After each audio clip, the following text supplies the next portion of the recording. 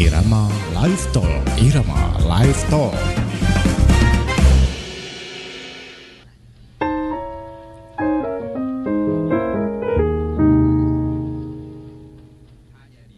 Delapan 8,5 MHz Irama FM Purworejo. Top lagunya pasti infonya.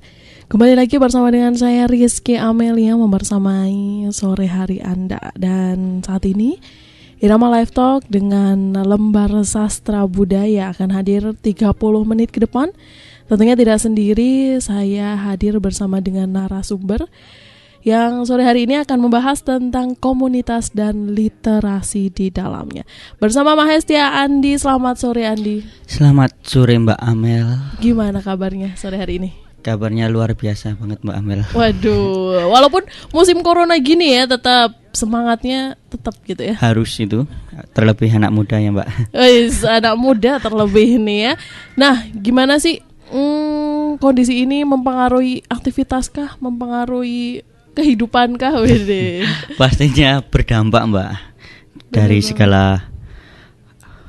segala kegiatan yang tadinya biasa sekarang menjadi luar biasa nek menurut saya. Luar biasa, ajaib pokoknya ya.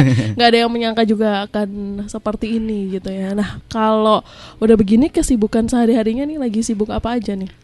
Untuk kesibukan ya Mbak ya, itu seperti biasa karena kuliah juga daring ya, daring, dan mungkin untuk aktivitas pekerjaan liputan jalan-jalan gitu.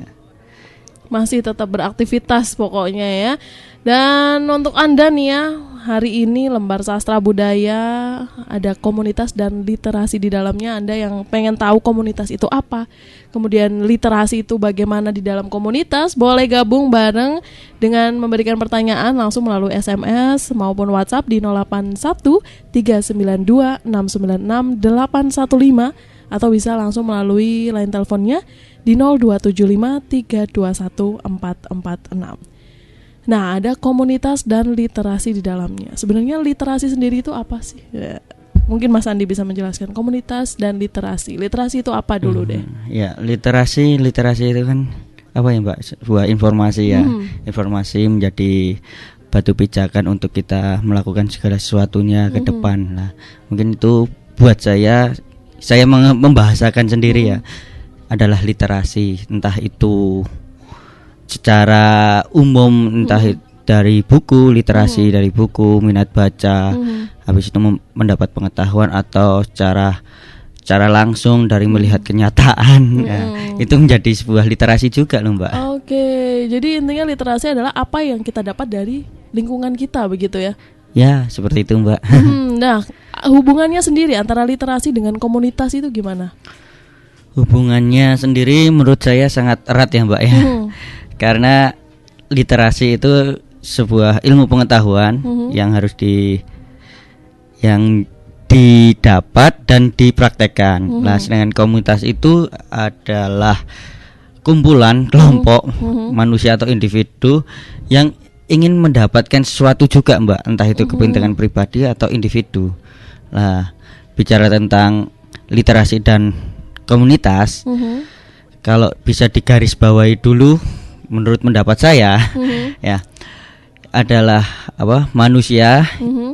Pastinya dia bakal mencari jati diri. Betul. Dia bakal mencari arti hidup, eksistensi. Nah, setelah itu dalam pencarian itu pasti ada literasi. Oke. Nah, literasinya apa? Melalui komunitas. Lah, komunitas ini komunitas yang seperti apa untuk memadai manusia ini untuk mengetahui apa makna hidupnya. Ya. Oke, begitu. Jadi setiap manusia sebenarnya membutuhkan komunitas karena manusia sendiri itu makhluk sosial begitu ya. Benar sekali Mbak. Oke, jadi tidak bisa dihindari, sosial itu sangat dibutuhkan oleh manusia. Makanya ini begitu lockdown di rumah tidak bersosialisasi, stres gitu ya manusianya.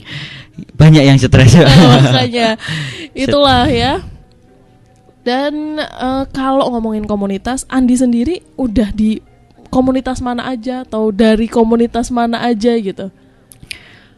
Dalam perjalanan hidup saya, perjalanan hidup saya ada beberapa komunitas yang saya ikuti seperti komunitas literasi itu sendiri ada Pustaka Nafas, itu bergerak di perpustakaan yang awalnya tadi perpustakaan jalanan, namun banyak halangan, banyak rintangan dan sebagainya, pasang surutnya komunitas. Setelah itu vakum menjadi komunitas. Pustaka Nafas tetap ada dalam perpustakaan, tapi kita lebih ke pendampingan.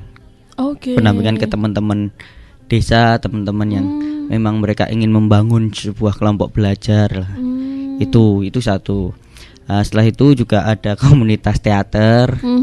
Ini salam-salam buat teman-teman teater Kabupaten Purworejo. Teman-teman teater. Dilanjut ada komunitas Vespa dan beberapa komunitas lain, Mbak. Jadi komunitas itu bisa dibilang apa tujuan kita atau apa hobi kita nih? Antara tujuan dan hobi, target ya. Nek tujuan itu berakhir di sana, tapi nek target itu besok di sini dulu. Nek buat saya ya berproses. Nek buat saya komunitas ini adalah proses aja, proses dalam hidup ini. Mungkin kayak proses pencarian jati diri gitu ya. Jadi komunitas itu bisa berubah-ubah setiap waktunya kah? Bisa, Mbak. Bisa sekali. Ketika bicara komunitas berubah-ubah, contohnya kan saat ini masih musim apa? Musim A. Setelah itu banyak anak muda atau masyarakat yang berbondong-bondong mengikuti gaya hidup tren itu. Nah, itu kan mereka juga berkomunitas, membuat suatu hal yang baru. Nanti era ke depan berubah lagi. Ya benar banget lah.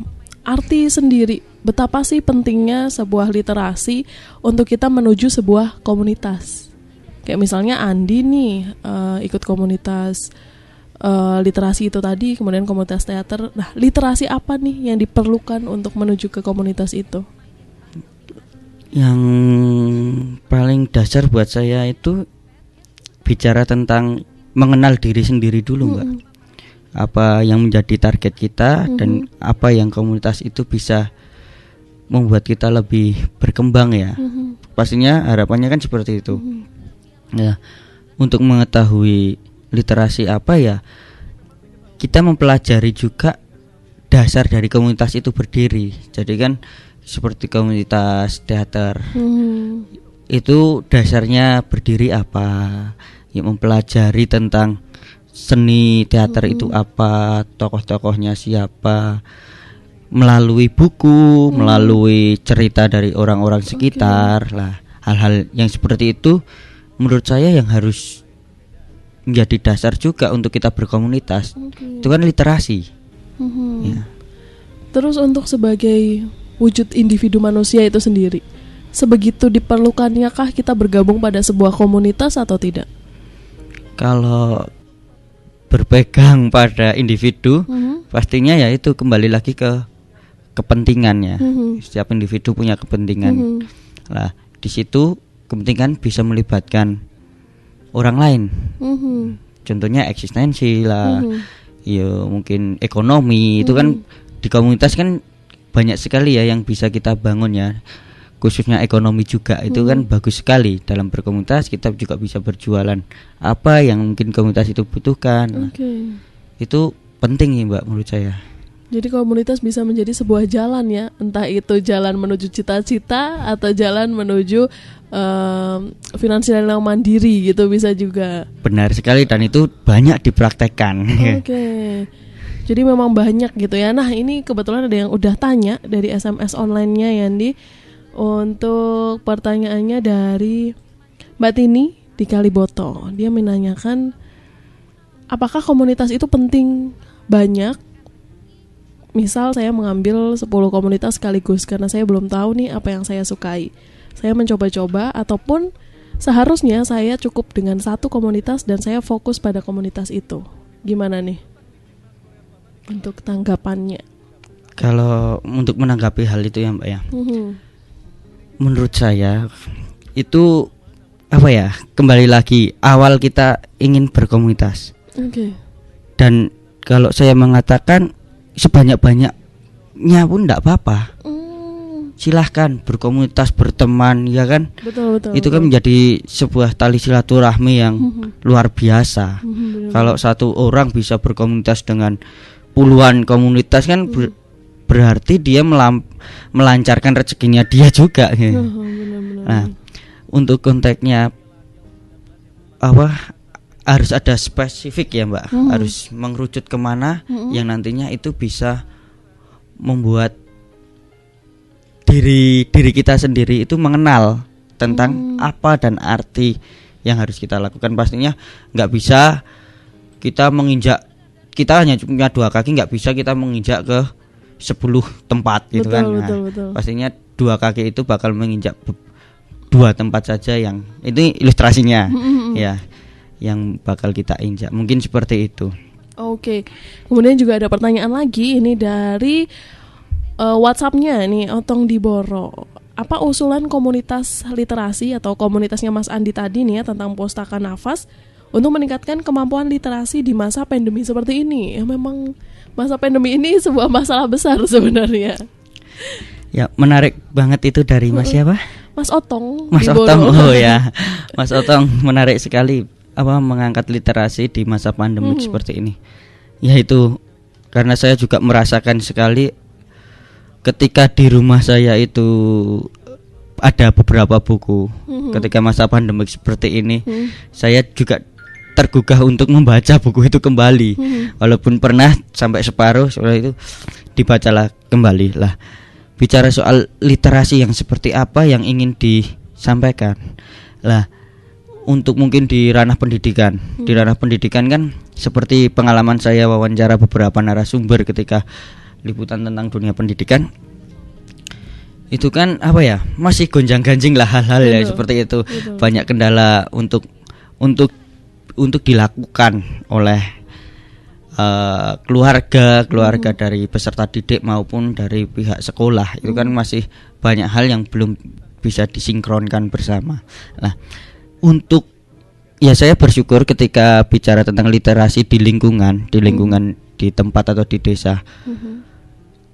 Saya dan beberapa teman itu ada kegiatan yang namanya sebelum pandemik, Mbak. Sebelum pandemik yang tadi saya sampaikan, kita sudah membangun sebuah kegiatan anak muda desa tersebut untuk mengajar anak-anak kecil di sekitarnya. Jadi tidak menjadi begitu berpengaruh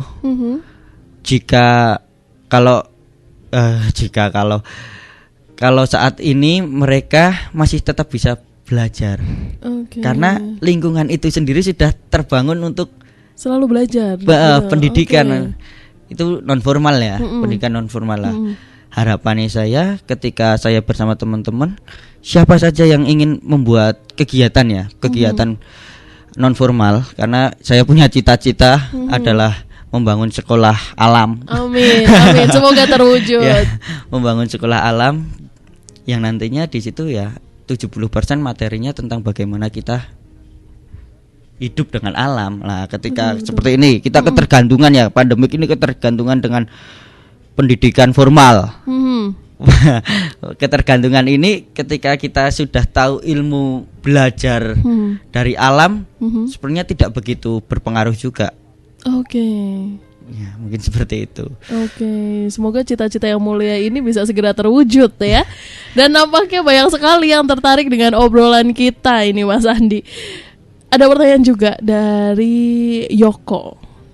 Ini penasaran dengan gimana sih cara Mas Andi sendiri mengatur waktu dengan berbagai banyaknya komunitas itu. Terlebih masih kuliah, masih ada pekerjaan juga. Gimana sih mengatur waktunya gitu? Yang terpenting buat saya sendiri adalah jika nyaman dilakukan, Mbak. Jika nyaman dilakukan. Kalau sering bercanda sama teman-teman, itu kalau boleh itu waktu itu ditambah jadi 30 jam. Satu hari. 30 jam, tapi nanti kalau udah 30 jam kurang lagi.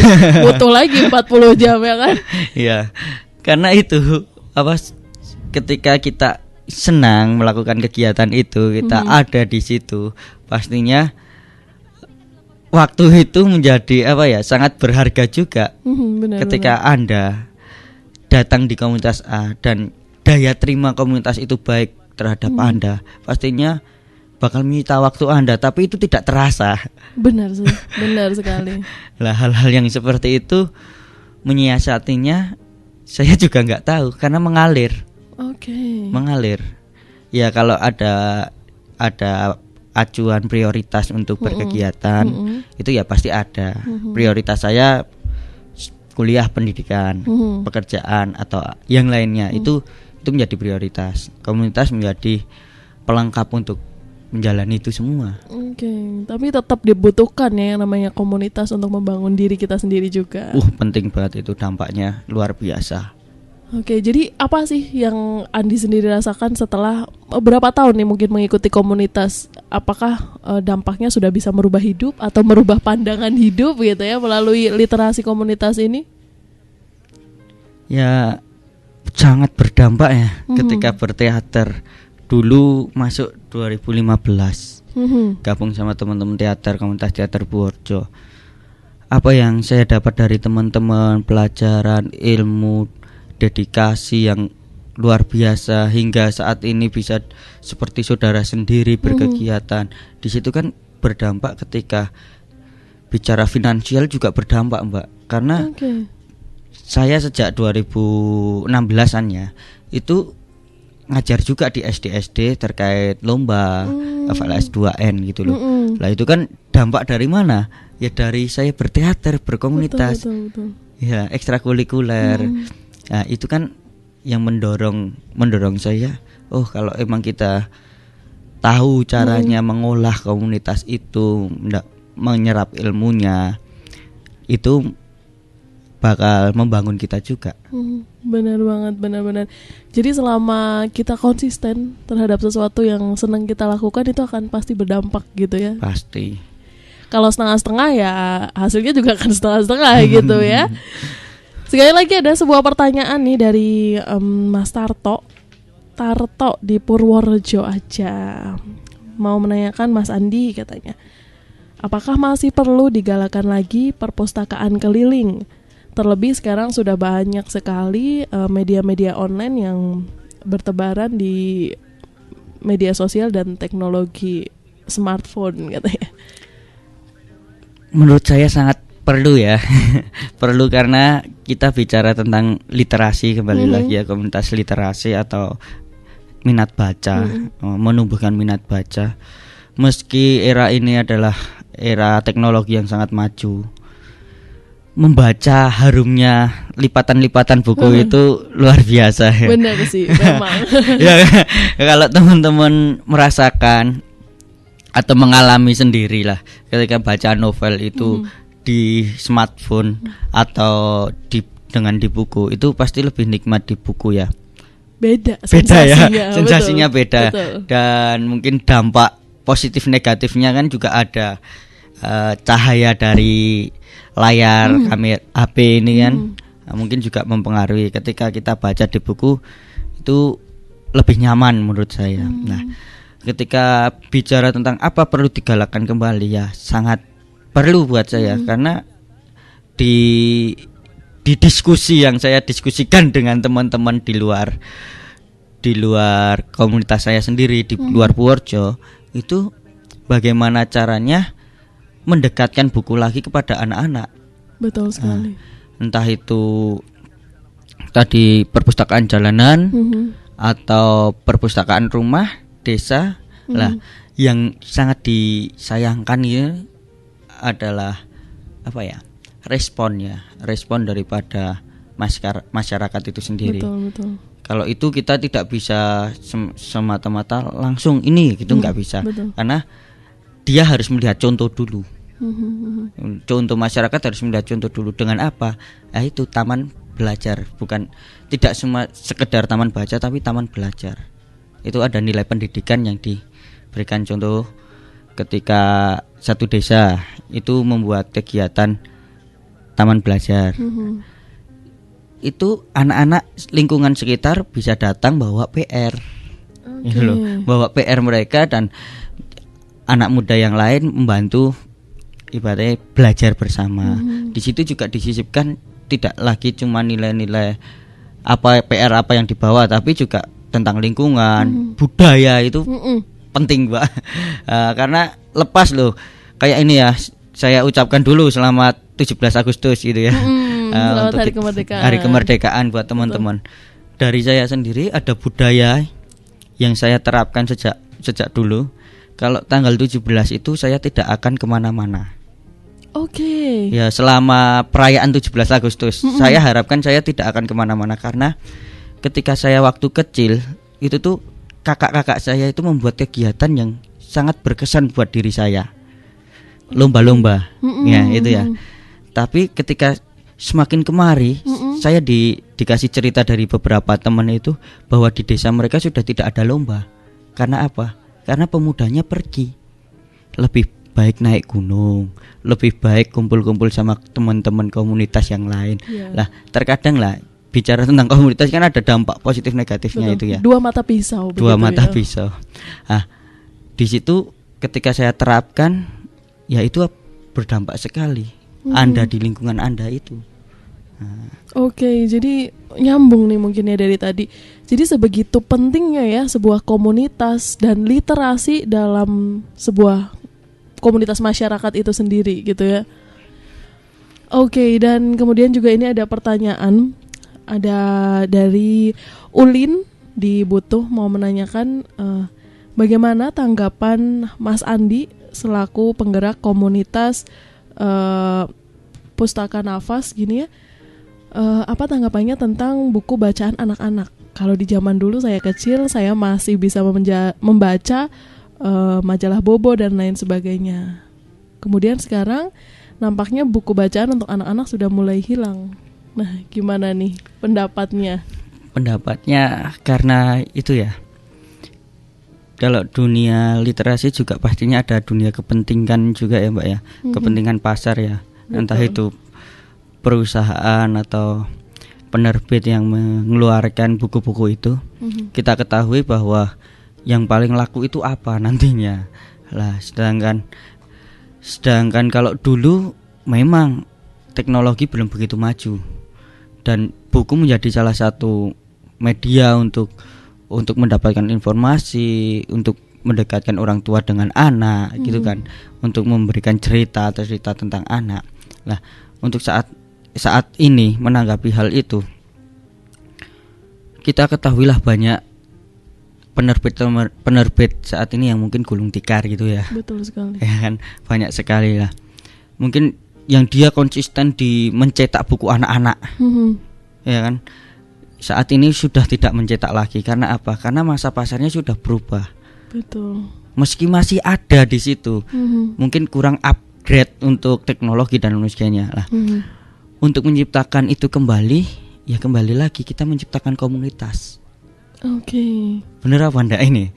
Karena dengan komunitas itu kita punya kesamaan rasa, kita punya kesamaan motivasi, kita mempunyai dasar yang sama untuk melakukan dari hal-hal itu yang bisa membuat kita mengembalikan lagi kegemaran itu ke anak-anak. Betul sekali ya.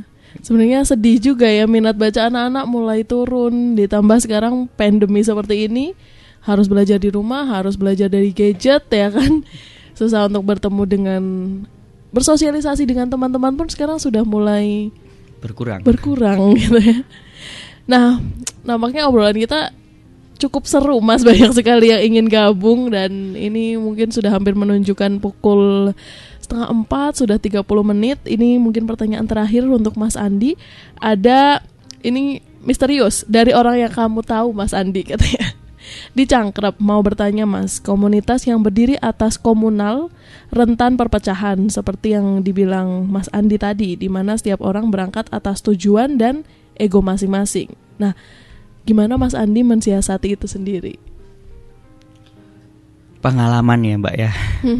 Pengalaman banyak komunitas yang sampai saat ini pun masih berdiri tegak ya. Meski ada perpecahan di intern atau di luarnya itu. Pasang surutnya komunitas itu hanya dibutuhkan mungkin satu orang ya, orang kalau bisa dibilang komunitas, satu orang yang tetap berdiri di situ. tetap konsisten, tetap mengamini apa yang dia lakukan. Sebagai contoh adalah yang menjadi idola juga buat banyak orang. Dia melakukan hal itu secara konsisten. Dia melakukan hal itu secara, meski dianggap minta maafnya gila, mesti dianggap tidak wajar dengan masyarakat lain. Tapi apa yang dia lakukan untuk keberlangsungan masa depan. Apa? Dia konsisten menanam pohon, dia merawat pohon-pohon di sekitar desanya. Nah, itu dianggap ya buat apa gitu loh, buat apa. Tapi ketika selang 20 tahun, 15 tahun, itu pohon itu hidup dan mata air itu masih ada. Coba kita lihat di Kabupaten Purworejo sendiri, mungkin banyak bukit-bukit kita ketika kemarau pun juga kehilangan air. Betul. Banyak masyarakat yang mengeluhkan air. Karena apa? Yaitu hal-hal gila itu juga harus dilakukan oleh komunitas. Lah, belum tentu kita ketahui banyak manusia atau teman-teman yang kepentingan itu tidak bisa sampai di situ pun tidak apa-apa. Saya tidak akan pernah menghakimi individu yang ingin melakukan jalannya mereka sendiri. Betul. Tidak harus bersama dengan kita. Dia ingin melakukan suatu hampir sama kegiatannya, tapi tidak harus dengan kita pun nggak apa-apa. Betul. Karena semakin banyak itu semakin bagus. Ingat kata-kata teman saya, sebuah kota atau daerah itu bakal maju, itu juga didukung dari komunitas itu. Jika komunitas itu maju, daerah itu bakal maju, gitu loh. Betul sekali. Iya, benar sekali itu. Jadi untuk mempertahankan komunitas harus ada satu orang dengan tekad yang gila gitu mungkin ya. Jadi mau gimana pun ya kita harus terus konsisten melakukan hal yang memang tadinya awalnya ingin kita lakukan, sampai di titik akhir semua orang akan merasakan manfaatnya. Ya, okay. Oke, Mas Andi, mungkin terakhir nih ya, gimana sih harapan dari Mas Andi sendiri terhadap komunitas di Purworejo dan literasinya? Jadi gimana sih harapannya khususnya untuk komunitas-komunitas di Purworejo supaya tetap eksis, supaya tetap berkembang, bahkan supaya bertambah dan beranak pinak gitu ya? Harapannya sendiri gimana? Yang pasti harapannya teman-teman komunitas itu sinergi dengan komunitas lain. Okay. Ya, itu harus kita bangun. Karena setiap komunitas pasti punya idealis masing-masing. Dan itu terkadang menjadi sebuah perpecah gitu ya. Okay. Nah, itu sinergi tentang apa? Tentang kemanusiaan, tentang alam, tentang sesuatu yang berdampak lebih besar daripada kepentingan masing-masing kelompok itu. Mungkin dari kelompok-kelompok itu masyarakatlah yang bakal merasakan kehadiran mereka. Nah, harapan saya salut buat teman-teman semuanya, konsisten di komunitas masing-masing, menjadi sebuah pionir atau gambaran yang bisa diteladani oleh generasi selanjutnya. Mungkin seperti itu Mbak, harapan saya Mbak. Terima kasih banyak Mas Andi, seru sekali obrolan kita sore hari ini. Berharap semoga akan ada lagi seperti ini ngobrol. Masih banyak Mas Andi yang nampaknya masih bisa kita kulik lagi. Namun terima kasih banyak juga untuk Balai Irama yang sudah bergabung, sudah bertanya kepada Mas Andi. Mas Andi, terima kasih banyak waktunya. Sama-sama Mbak Amel. Terima kasih buat semuanya yang telah bertanya, mungkin itu teman-teman juga. Oke, terima kasih banyak pendengar. Dan Anda masih bisa bergabung di sini, menyatu di sini di 88,5 MHz Irama FM. Saya Rizky Amelia.